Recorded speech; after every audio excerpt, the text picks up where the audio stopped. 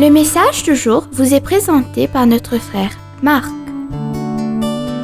Salut, chers bien-aimés de notre Père Céleste. Je suis heureux de vous accueillir à nouveau sur la route de l'Évangile.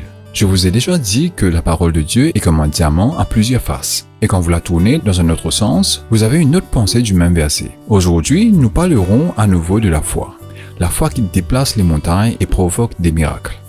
Bien-aimés, aimeriez-vous voir un miracle dans votre vie et votre ministère? Les miracles commencent avec la foi. Si vous étudiez la Bible et l'histoire, vous constaterez que chaque fois que Dieu se déplace sur la terre et fait un miracle, c'est parce que quelqu'un a cru.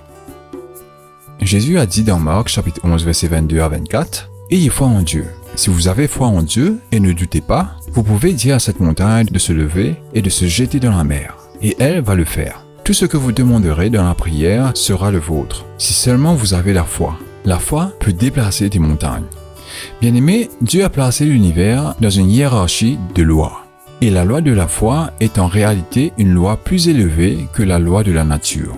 C'est là qu'interviennent les miracles. Parce que lorsque la foi est utilisée, la loi de la foi entre en pratique. Et la loi de la foi peut réellement faire plus que la loi de la physique. Maintenant, la question est, Dieu accomplit-il encore des miracles aujourd'hui?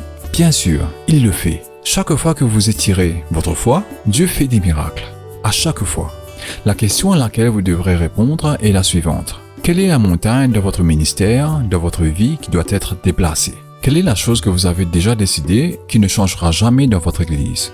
Comment savez-vous que cela ne changera pas? Peut-être que Dieu veut que votre foi remplace la loi de la nature.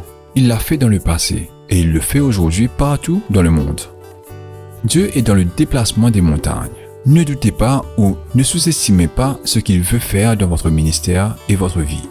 Matthieu chapitre 13 verset 58 dit « Jésus n'a pas fait beaucoup de miracles à cause de leur manque de foi. Maintenant, chers bien-aimés, voyez-vous votre vie avec les yeux de la peur ou avez-vous les yeux de la foi? À vous de voir. Que Dieu vous bénisse tous. Profitez de votre journée en lui. À demain. Au revoir. » Petite note de conclusion, la foi ouvre les portes aux miracles.